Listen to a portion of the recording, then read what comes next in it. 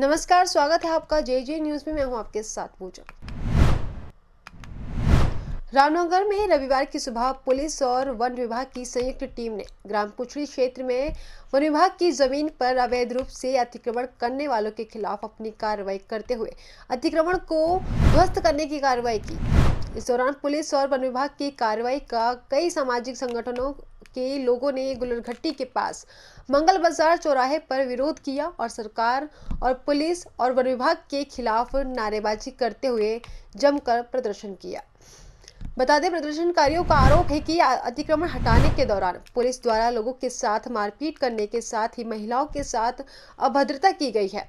उन्होंने कहा कि सरकार को अतिक्रमण हटाने से पहले यहां बसे लोगों के लिए पुनर्वास करने की योजना बनानी चाहिए थी। उन्होंने कहा कि अतिक्रमण के बाद कई परिवार बेघर हो गए हैं और ऐसे में कड़ाके की ठंड में अब ये लोग कहाँ जाएं। उनकी रहने की कोई भी व्यवस्था नहीं की गई है और न ही उनके लिए किसी भोजन और पानी की व्यवस्था की गई है। यहाँ तक कि उनकी बिजली भी काट दी गई है। साथ ही प्रदर्शनकारियों का कहना था कि वो लोग पीड़ित परिवारों से मिलकर उनकी मदद करना चाहते थे, लेकिन पुलिस द्वारा उन्हें मौके पर जाने से रोक दिया गया, जिसके बाद प्रदर्शनकारियों ने प्रशासन की इस कार्रवाई का विरोध करते हुए सरकार के खिलाफ भी अपनी नाराजगी व्यक्त की है। उन्होंने कहा कि वो इस मामले में अब न्यायालय की शरण भी लेंगे। मौके पर जब प्रदर्शनकारी विरोध कर रहे थे तभी सीओ सुमित पांडे, कोतवाल सुशील कुमार भारी पुलिस बल के साथ मौके पर पहुंचे और उन्होंने प्रदर्शन कर रहे पुरुष और महिलाओं सहित करीब 1 दर्जन से अधिक लोगों को अपनी हिरासत में ले लिया है। और हिरासत में लेने के बाद प्रदर्शनकारियों का गुस्सा और भी ज़्यादा बढ़ गया।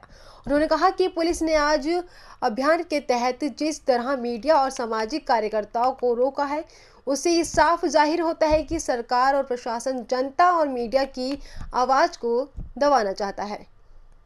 पुलिस प्रशासन और वन विभाग के द्वारा जो पुछड़ी के अंदर अतिक्रमण के नाम पर बुलडोजर की कार्रवाई की गई है, ये इसको हम लोग असंवैधानिक मानते हैं, अलोकतांत्रिक है, कानून विरुद्ध है और मानवीय मूल्यों के खिलाफ है। और प्रशासन के द्वारा जो कार्रवाई की गई है, क्योंकि मामले हाईकोर्ट में है, कुछ लोग वहाँ पर हाईकोर्ट में गए हैं, कुछ लोग नहीं जा पाए, लेकिन मुकदमे की प्रकृति एक जैसी है। वहाँ पर वन अधिकार कानून समिति है, उसका भी उल्लंघन हुआ, उसका भी कोई डिस्पोजल नहीं हुआ है। सुप्रीम कोर्ट की गाइडलाइन है कि यदि लंबे समय से कोई कहीं पर रह रहे हैं, उनको यदि अतिक्रमण के नाम पर हटाया जाता है तो उसकी पुनर्वास की समुचित पुनर्वास की वैकल्पिक व्यवस्था की जाए, वो भी नहीं की गई है। और पूरा जो जिला प्रशासन है, पुलिस प्रशासन है, वन विभाग है, तानाशाही रवैया अपनाना चाहता है, पारदर्शिता से काम नहीं कर रहा है। पुलिस मीडिया के लोगों को रोका गया है, तो क्या छुपाना चाहते हैं? जो हमको सूचनाएं मिली हैं कि लोगों के साथ मारपीट की गई है, लोगों का सामान जबरदस्ती बाहर फेंका गया है, महिलाओं के साथ अभद्रता की गई है, बिजली काटी गई है। हमने कहा हम आपके साथ मौके पर जाना चाहते हैं। एसडीएम महोदय यहाँ पर आए थे, कोतवाल साहब यहाँ पर हैं, हम जाना चाहते हैं कि वहाँ पर वास्तविक स्थिति क्या है, लेकिन वो वहाँ पर जाने से रोक रहे हैं। हमारा मानना है और जो हमको जानकारी है कि बहुत से लोग जो बेघर हो गए हैं, उसमें बड़ी संख्या में बच्चे हैं, महिलाएं हैं, उन्होंने भोजन नहीं किया है, उनका कोई ठिकाना नहीं है। हमने कहा वहाँ पर जा करके वो स्थिति को देखना चाहते हैं और उन लोगों की व्यवस्था करना चाहते हैं। हमने एसडीएम साहब से पूछा कि आपने कोई ऐसी व्यवस्था की है, उन्होंने कहा नहीं की गई है।